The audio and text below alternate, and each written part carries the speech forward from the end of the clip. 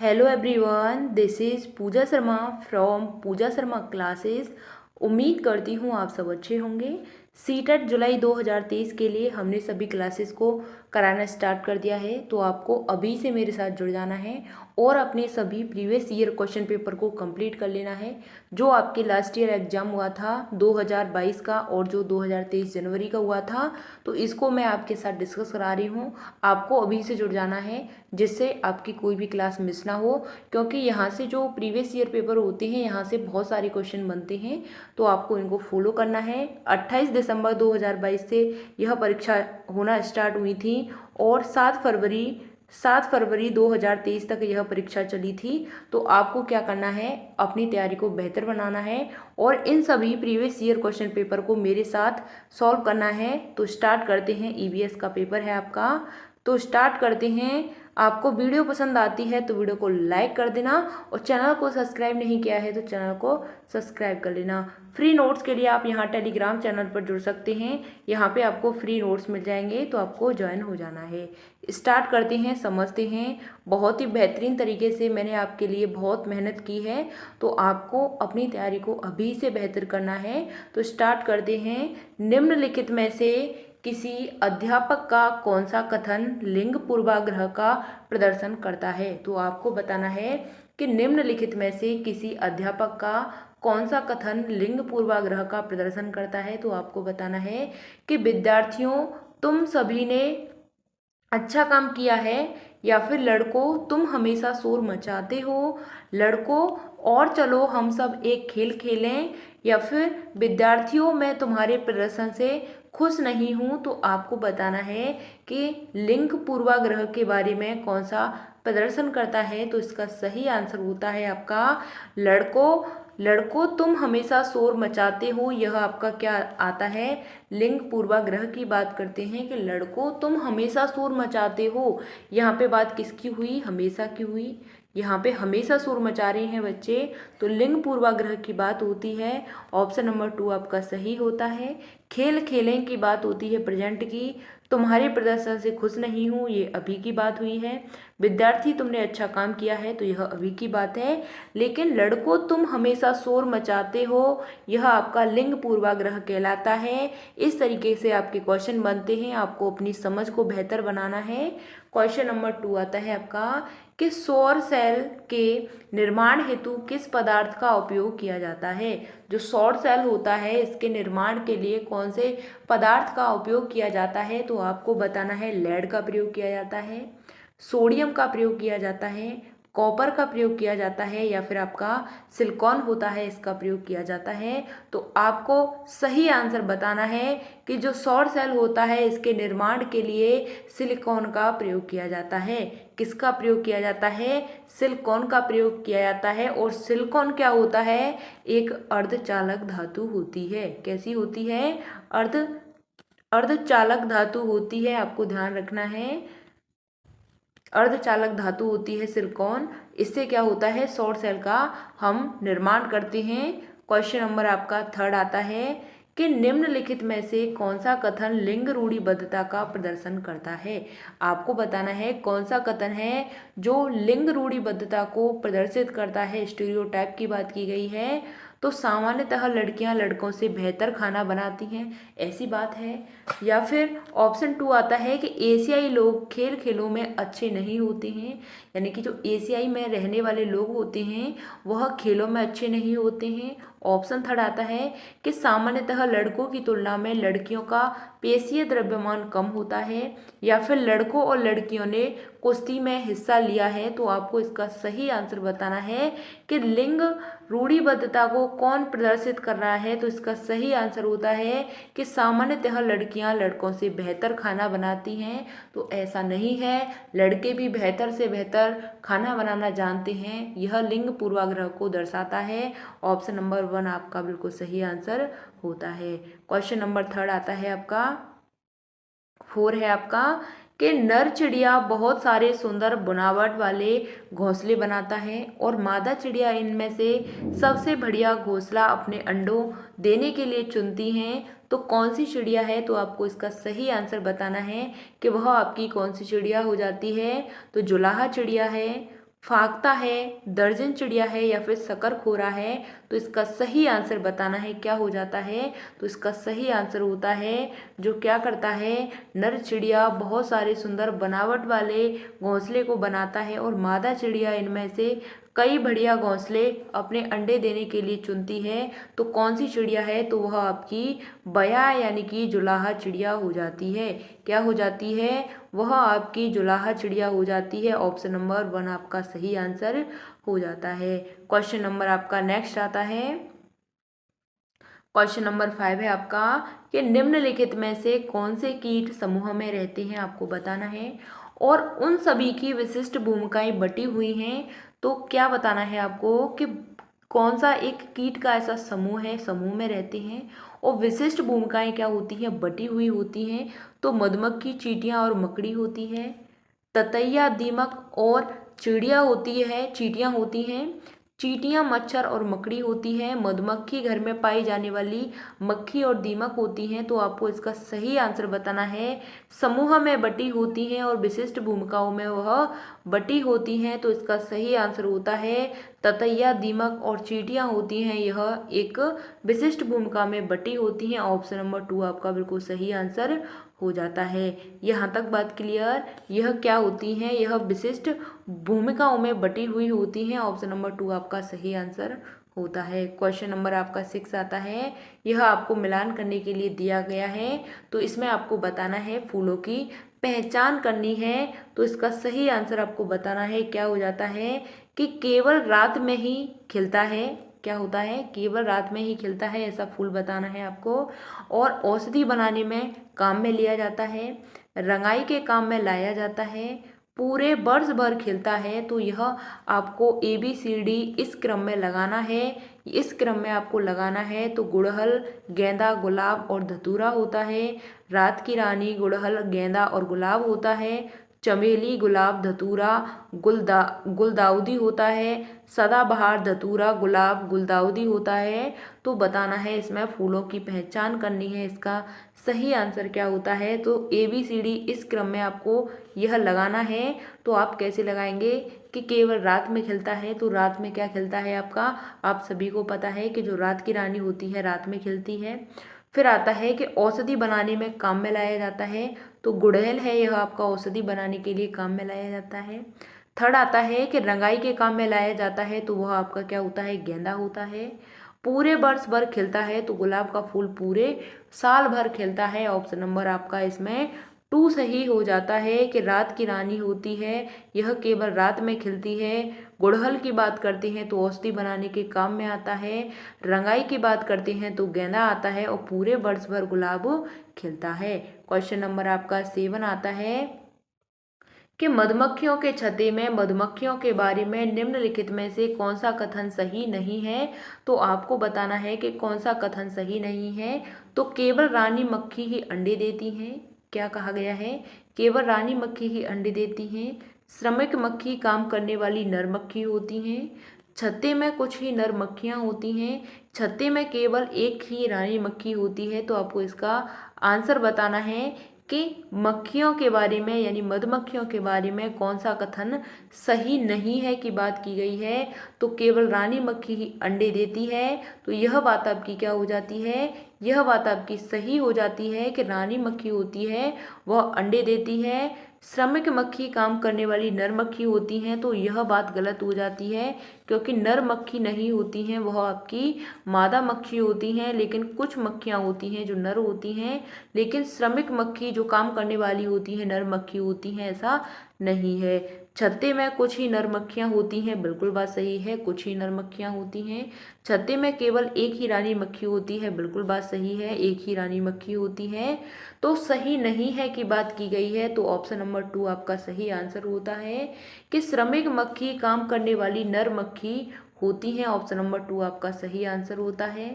Question number 8 आता है कि निम्नलिखित में से कौन सा समूह फल का है। तो आपको बताना है कि आलू, बैंगन और आम होता है, केला, बैंगन और मूली होती है, टमाटर, केला और अदरक होता है, केला, भिंडी और आलू होती है। तो इसका बताना है समूह फल का है। तो कौन सा फल का समूह कहलाता है, इसका सही आंसर आपको बताना है।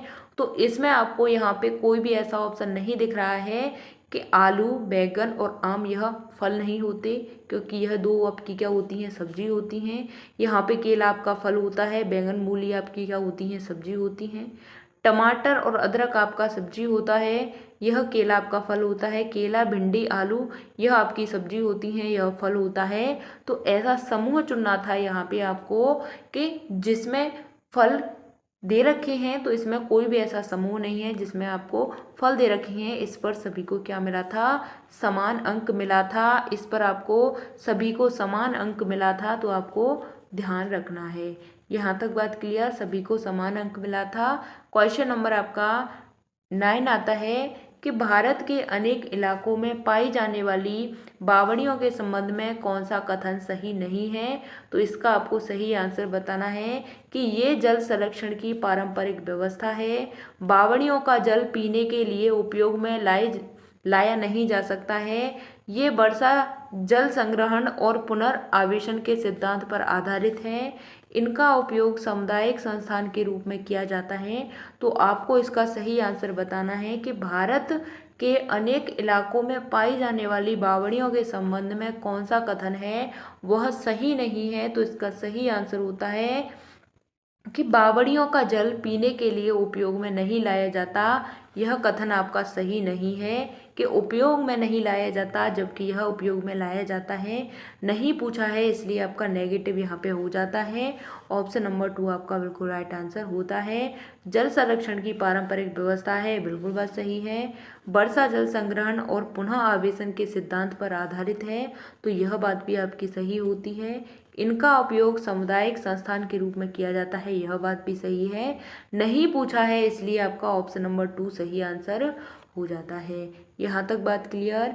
क्वेश्चन नंबर आपका 10 आता है कि एक रेलगाड़ी अहमदाबाद से त्रिवेंद्रम की ओर जाते हुए कई सुरंगों से गुजरती है।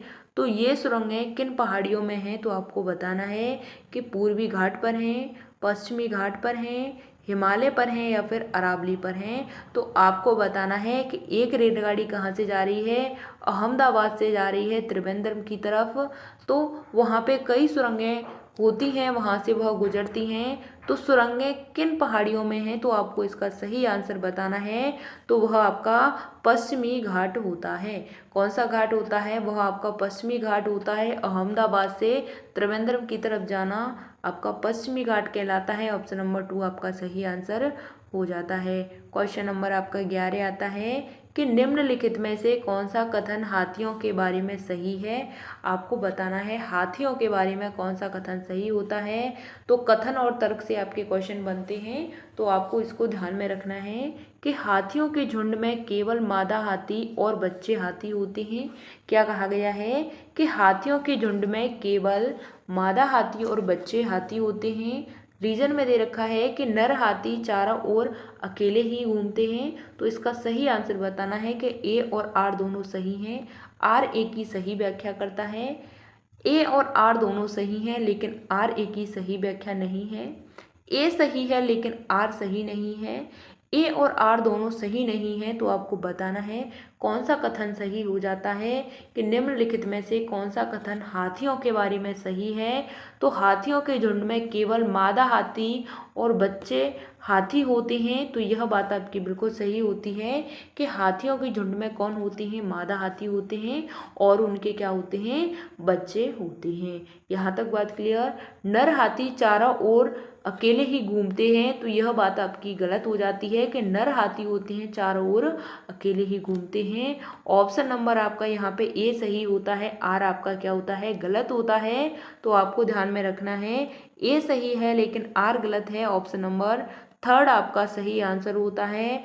ऑप्शन नंबर 3 आपका सही आंसर होता है कि ए सही है लेकिन आर आपकी गलत हो जाती है। क्वेश्चन नंबर आपका 12 आता है कि नीचे कक्षा 5 के 4 बच्चों के खून की जांच रिपोर्ट में उनके हीमोग्लोबिन स्तर के बारे में बताया गया है। तो आपको बताना है कि अमन का जो खून का जो रिपोर्ट है उसमें 8 यह आया है और राधिका का 10 है, सुरजीत का 14 है, मारिया का 6 है। तो इसमें आपको बताना है कि कौन से बच्चे में क्या है, रक्त की अल्पता है यानी कि एनीमिया की बात की गई है। तो कौन सा वह बच्चा हो जाता है, तो इसका आपको सही आंसर बताना है कि अमन और मारिया होती हैं, राधिका और सुरजीत है, अमन राधिका और सुरजीत हैं, राधिका और मारिया होती है। तो किसमें आपकी क्या बताया गया है, हीमोग्लोबिन के स्तर के बारे में बताया गया है। तो इसका सही आंसर होता है आपका यहाँ पे राधिका होती है, इसका कम है। यहाँ तक बात क्लियर, राधिका का कम है यहाँ पे। और आपका किसका है, यहाँ पे आपका जो मारिया है, इसमें क्या है, रक्त की कमी है। इसमें यहाँ पे अमन है आपका, अमन और मारिया में है, किसमें है, अमन और मारिया में आपकी रक्त की कमी हो जाती है। ऑप्शन नंबर 1 आपका बिल्कुल सही आंसर होता है। यहाँ पे 8 है, यहाँ पे 6 है, तो अमन और मारिया हैं, इसमें क्या है, रक्त की कमी है। ऑप्शन नंबर 1 आपका सही आंसर हो जाता है। क्वेश्चन नंबर आपका नेक्स्ट आता है कि कौन सा कथन सही है, आपको बताना है कि S1 दे रखा है कि सभी चिड़ियों के अपने सिर के दोनों तरफ आंखें होती हैं। चिड़ियों दो भिन्न भिन्न वस्तुओं पर एक ही समय पर दृष्टि केंद्रित नहीं कर पाती हैं। तो S1 सही है और S2 गलत है। S1 गलत है और S2 सही है। S1 और S2 दोनों सही हैं, S1 और S2 दोनों गलत हैं। तो आपको इसका सही आंसर बताना है कि चिड़ियों की आंखें के बारे में निम्नलिखित में से कौन सा कथन है वह सही होता है। तो इसका सही आंसर है कि सभी चिड़ियाँ अपने सिर के दोनों तरफ आंखें होती हैं। तो यह गलत हो जाता है। चिड़ियाँ दो भिन्न भिन्न वस्तुओं पर एक ही समय पर एक ही दृष्टि केंद्रित नहीं कर पाती हैं। तो यह बात भी गलत होती है। आपके दोनों गलत हो जाते हैं, यहाँ पे यह भी गलत है। ऑप्शन नंबर 4 आपका सही आंसर होता है कि S1 और S2 दोनों क्या हो जाते हैं, गलत हो जाते हैं। क्वेश्चन नंबर 14 आता है आपका कि बाघों यानी कि टाइगर्स की आपको दे रखा है कि निम्नलिखित में से कौन सी विशेषताएं उन्हें अंधेरे में आगे बढ़ने और अपना शिकार खोजने में मदद नहीं करती हैं। तो आपको बताना है कि संवेदनशील जो मूछें होती हैं यह होता है, या विभिन्न दिशाओं में कानों की गति होती है, जोर से गर्जना होता है, या सुनने के तीव्र आभास होता है। तो मदद नहीं करता है। तो इसका सही आंसर होता है ऑप्शन नंबर 3 कि जोर से गर्जाना है यानी कि गर्जना है, यह आपका क्या करता है, मदद नहीं करता है। ऑप्शन नंबर 3 आपका सही आंसर होता है। यह संवेदनशील जो मूछें होती हैं यह आपकी सही हो जाती हैं, इसे महसूस कर लेते हैं, सूंघ लेते हैं। और विभिन्न दशाओं में इनके कानों की जो गति होती है बहुत ही तीव्र होती है, सुनने का इनको बहुत ही ज़्यादा तीव्र आभास होता है। तो यहाँ पे ऑप्शन नंबर 3 सही होता है कि जोर से गर्जना है यह मदद नहीं करता है।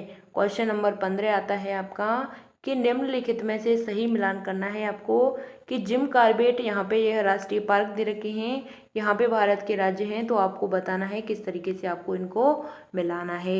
यहाँ तक बात क्लियर, समझते हैं कि जो जिम कॉर्बेट राष्ट्रीय उद्यान होता है यह कहाँ पे है, तो यह आपका उत्तराखंड में होता है। कहाँ पे होता है, उत्तराखंड में होता है। काजीरंगा की बात करते हैं तो यह आपका कहाँ पे होता है, असम में होता है। रणथंभौर की बात करते हैं तो रणथंभौर आपका कहाँ पे हो जाता है, राजस्थान में होता है। गिर की बात करते हैं तो आपका गुजरात में होता है। तो आपको इस तरीके से कर लेना है कि ए का कौन सा हो जाता है, आपका ए का होता है 2, ए का 2 हो जाता है, और 2 का आपका 1 हो जाता है। 2 का आपको यहाँ पे 1 होता है, इस तरीके से आपको लगाना है। तो इसका सही आंसर क्या कहलाता है, तो ए का 2 हो जाता है, बी का 1 होता है। ऑप्शन नंबर यहाँ पे यह सही हो जाता है, ऑप्शन नंबर 2 सही आंसर है। क्या सही आंसर है, ऑप्शन नंबर 2 आपका राइट आंसर है कि जिम कॉर्बेट उत्तराखंड में होता है, काजीरंगा असम में होता है, रणथंभौर राजस्थान में, गिर आपका गुजरात में होता है। क्वेश्चन नंबर आपका नेक्स्ट आता है कि जब पर्यावरण अध्ययन के शिक्षक अपने बच्चों को चिड़ियाघर ले जाते हैं तो वह किस उद्देश्य की पूर्ति करना चाहते हैं। तो आपको बताना है कि बच्चों को जानवरों के संरक्षण के प्रति संवेदनशील बनाना होता है, या बच्चों को मज़ेदार तरीके से सीखने का मौका देना चाहिए, या वास्तविक जीवन की परिस्थितियों और कक्षा विद्यार्जन के बीच परस्पर संबंध स्थापित करना है या बच्चों में पशुओं को पालन करने के कौशल को करना है, तो आपको इसका सही आंसर बताना है। क्वेश्चन नंबर 16 का सही आंसर क्या कहलाता है कि जानवरों के संरक्षण के प्रति संवेदनशील बनाना, यह आपका गलत होता है। बच्चों को मज़ेदार तरीके से सीखने का मौका देना, यह भी गलत होता है। वास्तविक जीवन में परिस्थितियां अपने कक्षा विद्यार्जन के बीच में परस्पर संबंध स्थापित करता है, तो यह बात सही है। बच्चों में पशुओं के पालने के कौशल को विकसित करना, यह भी आपका गलत होता है। ऑप्शन नंबर आपका इसमें कौन सा सही होता है? थर्ड आपका सही होता है कि वास्तविक जीवन की परिस्थितियां और कक्षा विद्यार्जन यानी कि विद्यार्जन परस्पर संबंध स्थापित करना, ऑप्शन नंबर थर्ड आपका सही आंसर हो जाता है। क्वेश्चन नंबर 17 आता है आपका कि रमेश अपनी कक्षा की पर्यावरण अध्ययन की कक्षा में खोजपूर्ण प्रश्न पूछता है। उपयुक्त उद्देश्य विद्यार्थियों के किस कौशल के विकास का नहीं है, आपको बताना है। तो प्रदर्शन कौशल होता है, अवलोकन कौशल होता है, रचनात्मक कौशल होता है या फिर आपका श्रवण कौशल होता है। तो आपको बताना है कौन सा क्या नहीं है, विकास का कौशल नहीं है। इसका सही आंसर आपको बताना है क्या हो जाता है। तो इसका सही आंसर होता है प्रदर्शन कौशल होता है। यह आपका विद्यार्थियों के कौशल के विकास का उद्देश्य नहीं होता है। ऑप्शन नंबर 1 आपका सही आंसर होता है। बाकी आपके यह बिल्कुल पॉजिटिव होते हैं, नेगेटिव पूछा है इसलिए ऑप्शन 1 आपका सही आंसर होता है। क्वेश्चन नंबर आपका 18 आता है कि पर्यावरण अध्ययन में निम्नलिखित में से कौन सी समस्या समाधान के गुण हैं, तो आपको बताना है। सृजन है, चयन है, भाषण है और लेखन है। तो पर्यावरण अध्ययन में निम्नलिखित में से कौन से समस्या समाधान के गुण हैं, आपको बताने हैं। कौन से गुण होते हैं समस्या समाधान के? तो ऑप्शन नंबर 1 आपका सही होता है। जो सृजन होता है यह प्रॉब्लम सॉल्विंग का एक बेहतरीन गुण है। क्या है? प्रॉब्लम सॉल्विंग का बेहतरीन गुण है। ऑप्शन नंबर 1 आपका सही आंसर होता है। क्वेश्चन नंबर आपका 19 आता है कि एक ईबीएस शिक्षक के द्वारा प्रयुक्त होने वाली भाषा आपको बतानी है कि औपचारिक एवं परिभाषाओं पर बल देने वाली होनी चाहिए या बच्चों के लिए कठिन होनी चाहिए ताकि वे समझ न पाएं। ऑप्शन थर्ड आता है कि बच्चों की दैनिक रोजमर्रा की भाषा से संबंधित होनी चाहिए। ऑप्शन 4 आता है कि प्राविधिक प्रकृति की होनी चाहिए। तो जो ईबीएस के शिक्षक के द्वारा प्रयुक्त होने वाली भाषा है वह क्या होनी चाहिए? तो इसका सही आंसर आपको बताना है कि औपचारिक परिभाषाओं को बल देने वाली। तो बल देना आपका नेगेटिव होता है। बच्चों के कठिन यानी बच्चों के लिए कठिन होनी चाहिए, यह भी नेगेटिव हो जाता है। प्राविधिक प्रकृति की होनी चाहिए, यह भी गलत है। बच्चों के दैनिक और रोजमर्रा की जो भाषा है उससे संबंधित होनी चाहिए। ऑप्शन नंबर आपका थर्ड बिल्कुल सही आंसर होता है कि ऐसी होनी चाहिए कि जो दैनिक जीवन में प्रयोग हो और रोजमर्रा की जो भाषा है इससे संबंधित होनी चाहिए। क्वेश्चन नंबर आपका 20 आता है कि आकर्षक एवं प्रासंगिक अनुदेशात्मक सामग्री का उपयोग सहायक है क्योंकि वे सभी ज्ञानेंद्रियों को सक्रिय करते हैं, अधिगम को अधिक अर्थपूर्ण बनाते हैं, शिक्षकों को शिक्षण अधिगम प्रक्रिया में सहायता करते हैं, विद्यार्थियों का ध्यान आकर्षित करते हैं। तो आपको इसका सही आंसर बताना है कि आकर्षक एवं प्रासंगिक अनुदेशात्मक सामग्री का उपयोग सहायक है क्योंकि वे क्या करते हैं? तो वे सभी ज्ञानेंद्रियों में क्या होते हैं? सक्रिय होते हैं, एक्टिव होते हैं। ऑप्शन नंबर आपका 1 सही आंसर होता है। अधिगम को अर्थपूर्ण बनाते हैं, यह भी आपका थोड़ा सही होता है लेकिन सबसे बेस्ट आंसर आपका 1 है। शिक्षण अधिगम प्रक्रिया में सहायता देते हैं, विद्यार्थियों का ध्यान आकर्षित करते हैं। तो इसका सही आंसर होता है ऑप्शन नंबर आपका 1। क्वेश्चन नंबर आपका नेक्स्ट आता है कि ईबीएस के शिक्षण में न्यूनतम महत्वपूर्ण क्रियाकलाप की पहचान करनी है आपको। तो विद्यार्थियों से परिचर्चा करना है, कार्यपत्रों पर चित्रों की रूपरेखा को या अवज्ञाकारी विद्यार्थियों को सजा देना है या विद्यार्थियों को बाहर प्रकृति की सैर पर ले जाना है। तो आपको बताना है क्वेश्चन नंबर 21 का सही आंसर। तो यह आपका सही आंसर होता है आपका कि न्यूनतम महत्वपूर्ण क्रियाकलाप की पहचान करनी है आपको। तो विद्यार्थी की परिचर्चा, तो यह गलत होता है, यानी कि विद्यार्थियों से परिचर्चा करना है या चित्रों की रूपरेखा को, यहाँ पे गलत होता है। ऑप्शन नंबर थर्ड आपका सही होता है कि विद्यार्थियों को क्या करना? सजा देना, प्रकृति की ओर सैर पर ले जाना, यह आपका क्या होता है? बिल्कुल गलत होता है। तो यहाँ पे न्यूनतम महत्वपूर्ण यानी कि सबसे कम महत्वपूर्ण की बात की गई है। तो यहाँ पे ऑप्शन थर्ड होता है कि अवज्ञाकारी विद्यार्थियों को सजा देना, यह आपका क्या कहलाता है, बहुत ही कम महत्वपूर्ण कहलाता है। क्वेश्चन नंबर आपका 22 आता है कि निम्नलिखित में से अध्ययन पुस्तक में पहेलियों को सम्मिलित करने के उद्देश्य को पहचानिए। तो आपको इसका सही आंसर बताना है। क्या होता है कि विद्यार्थियों के मन को भ्रमित करना है, या विद्यार्थियों में तर्क क्षमता को विकसित करना है, या विद्यार्थियों के मन में भ्रमित करना और स्वयं आनंदित होना है, या विद्यार्थियों को खेल खिलाना है। तो इसका सही आंसर आपको बताना है। क्या हो जाता है, तो निम्नलिखित में से अध्ययन पुस्तक में पहेलियों को सम्मिलित करने के लिए उद्देश्य को पहचानना, यह आपका मन को भ्रमित करना है, यह गलत होता है। तर्क क्षमता को विकसित करना है, बिल्कुल बात सही है। मन को भ्रमित करना और स्वयं आनंदित होना, यह नेगेटिव होता है। खेल खिलाना, यह भी नेगेटिव होता है। ऑप्शन नंबर 2 आपका बिल्कुल सही आंसर हो जाता है। क्वेश्चन नंबर आपका 23 आता है कि पर्यावरण अध्ययन के शिक्षण अधिगम में विद्यार्थियों के द्वारा प्रश्न पूछना अत्यधिक महत्वपूर्ण है, क्योंकि ये प्रश्न संकेतक हैं। तो आपको बताना है कि विद्यार्थियों की जिज्ञासा के, विद्यार्थियों के समझ में अंतर के, विद्यार्थियों की क्षमता के। तो आपको बताना है कि ए और बी सही हो जाता है, बी और सी सही होता है, केवल सी सही होता है, या फिर आपका ए बी सी आपके तीनों सही होते हैं। तो आपको इसका सही आंसर बताना है कि विद्यार्थियों की जिज्ञासा के यानी कि पर्यावरण अध्ययन के शिक्षण अधिगम में विद्यार्थियों द्वारा प्रश्न पूछना अत्यधिक महत्वपूर्ण है, क्योंकि यह प्रश्न क्या है, संकेतक हैं। तो विद्यार्थियों की जिज्ञासा के, बिल्कुल बात सही है। विद्यार्थियों के समझ में अंतर के, यह बात भी सही है। विद्यार्थियों की क्षमता के, यह बात नहीं सही है। ऑप्शन नंबर आपका ए और बी सही होता है। क्या होता है, ऑप्शन नंबर ए और बी सही होता है। क्वेश्चन नंबर आपका नेक्स्ट आता है, क्वेश्चन नंबर 24 है कि गलत कथन का चयन करना है। आपको बताना है गलत कथन कौन सा होता है। तो ईवीएस एक अंतः विषयक विषय है, यानी कि कैसी है, अंतः विषयक विषय है ईवीएस, या ईवीएस पढ़ना पढ़ाना स्थानीय संसाधनों के माध्यम से होना चाहिए। ईवीएस मुख्यतः जैव विविधता के अध्ययन से जुड़ी हुई है। कक्षा फर्स्ट और सेकंड में ईवीएस शिक्षण भाषा और गणित के माध्यम से होना चाहिए।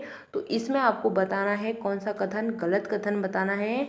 तो जो अंतक विषय है, बिल्कुल बात सही है। स्थानीय स्थानों यानी संसाधनों के माध्यम से होना चाहिए, यह बात सही है। ईवीएस फर्स्ट और सेकंड में गणित के माध्यम से करानी चाहिए, यह बात भी सही है। जैव विविधता के अध्ययन से जुड़ी है, यह बात गलत हो जाती है। ऑप्शन नंबर थर्ड आपका बिल्कुल गलत आंसर होता है। यह कथन आपका यहाँ पे गलत हो जाता है। क्वेश्चन नंबर आपका 25 आता है।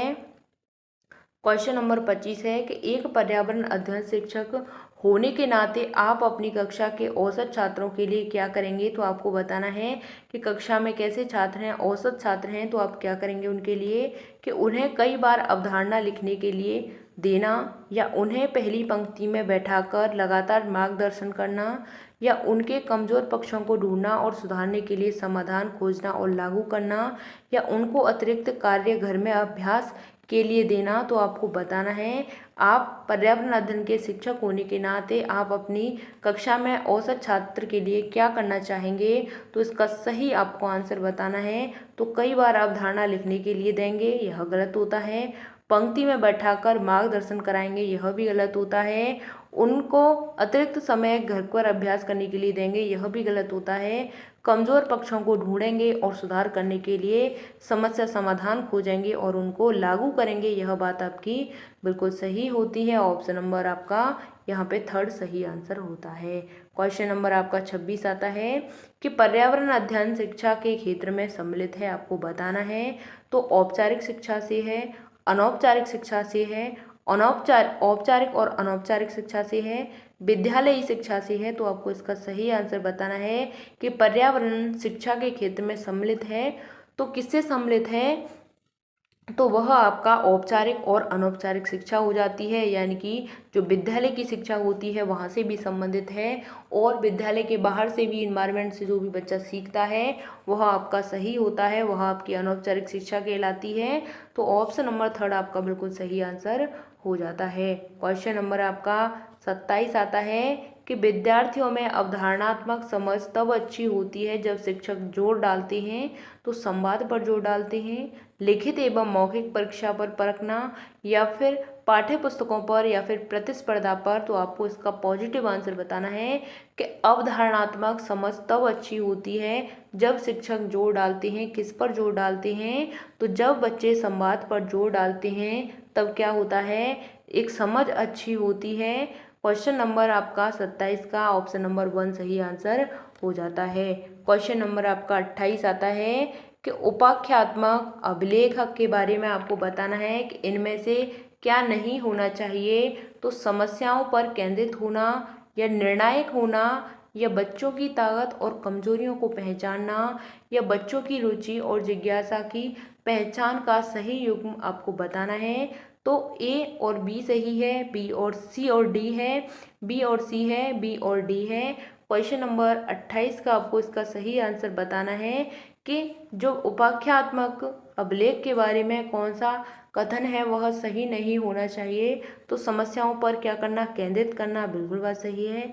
निर्णायक होना, यह भी सही है। बच्चों की ताकत कमजोरियों को पहचानना, यह आपका पॉजिटिव होता है, इसलिए आपको यहाँ पे गलत हो जाता है। रुचि जिज्ञासा, यह आपकी पॉजिटिव होती है, इसलिए गलत होती है। नेगेटिव में पूछा है नहीं, तो ऑप्शन नंबर 1 और 2 सही है, यानी कि ए और बी आपका सही हो जाता है। यहाँ पे ऑप्शन नंबर 1 आपका सही आंसर हो जाता है। इस क्वेश्चन में आपको समझना है। क्वेश्चन नंबर आपका 29 आता है कि एक ईवीएस की कक्षा में एक शिक्षक चर्चा करता है तो घर की मक्खियाँ बीमारियां फैलाती हैं, तो चर्चा के लिए उपयुक्त सीखने का संसाधन होगा। तो आपको बताना है कौन सा संसाधन होगा। तो अखबार होता है, फ्लैश कार्ड होता है, स्लॉन्ग्स होता है, या पोट्स होता है। तो आपको बताना है कि ईवीएस की कक्षा में एक शिक्षक चर्चा करता है कि घर में मक्खियां बीमारी फैलाती हैं, तो चर्चा के लिए इसमें सीखने का संसाधन कौन सा है, यानी कि बच्चे वहाँ पे उसने शिक्षक ने क्या की है, चर्चा की है मक्खियों के बारे में कि वह मक्खियाँ होती हैं वह क्या करती हैं, गंदगी फैलाती हैं, उसके बारे में एक शिक्षक ने चर्चा की है। तो वह जो संसाधन है किसके माध्यम से की है, यानी कि कहाँ पे उसने पढ़ा था। तो ऑप्शन नंबर 1 होता है, उसने अखबार के माध्यम से यह चर्चा की है कि बीमारियां फैलाती हैं जो मक्खी होती हैं। क्वेश्चन नंबर आपका लास्ट आता है, क्वेश्चन नंबर 30 है। आपको ध्यान से समझना है कि खेल खेल में पाठ पढ़ाते हुए सरता विद्यार्थियों को खेल के मैदान में ले जाती है और उन्हें अलग अलग दिनों में भिन्न भिन्न खेल खिलाती है। तो मीनू उसी पाठ को अलग अलग खेलों के चित्र कार्डों को दिखाकर विद्यार्थियों को पढ़ाती है। विद्यार्थियों को अधिकतम शामिल होने में कौन ज़्यादा प्रभावशाली रणनीति को उपयोग कर रही है। तो आपको इसका सही आंसर बताना है कि सरता कर रही है, मीनू कर रही है, या फिर परिस्थिति पर निर्भर करता है, या सरता और मीनू दोनों कर रही हैं। इसका सही आंसर आपको बताना है कि खेल खेल में पाठ पढ़ाते हुए सरता विद्यार्थियों के खेल के मैदान में ले जाती है, सरता ले जाती है और उन्हें अलग अलग दिनों में विभिन्न खेल खिलाती है। कौन खिला रही है, सरता। मीनू उसी पाठ को अलग अलग खेलों के चित्रकार दिखाती है और विद्यार्थियों को पढ़ाती है। तो विद्यार्थी अधिकतम शामिल करने में ज़्यादा प्रभावशाली रणनीति किसकी है, सरता की है या फिर मीनू की है। तो इसका सही आंसर होता है ऑप्शन नंबर 1 कि जो सरता है वह विद्यार्थियों को खेल खेल के मैदान में ले जाती है, तो उसके माध्यम से वह अपने जो पढ़ाई है उसको समझाती है, उसको कराती है। क्योंकि जो ईवीएस होती है इसमें क्या होता है कि जो भ्रमण होता है वह बहुत ही ज़्यादा महत्वपूर्ण होता है। तो आपको ध्यान में रखना है। यहाँ तक हमने 30 क्वेश्चंस कंप्लीट किए हैं। यह पेपर आपका 28 दिसंबर 2022 का पेपर था, प्रीवियस ईयर पेपर। तो इसको मैंने आपके साथ डिस्कस किया है, ईवीएस का पेपर था। तो मिलते हैं फिर आपको आगे की नेक्स्ट वीडियो में। इसी तरीके से हम सभी प्रीवियस ईयर क्वेश्चन पेपर को कंप्लीट करेंगे। यह जो प्रीवियस ईयर पेपर हैं 28 दिसंबर 2022 से लेकर कब तक चले थे। तो अगर आपका कोई भी डाउट होता है तो कमेंट के माध्यम से पूछ लिया करो, हम आपको हर एक कमेंट का आंसर करते हैं। तो मिलते हैं फिर आपको आगे की नेक्स्ट वीडियो में, तब तक के लिए थैंक्स फॉर वॉचिंग। जय हिंद, वंदे मातरम।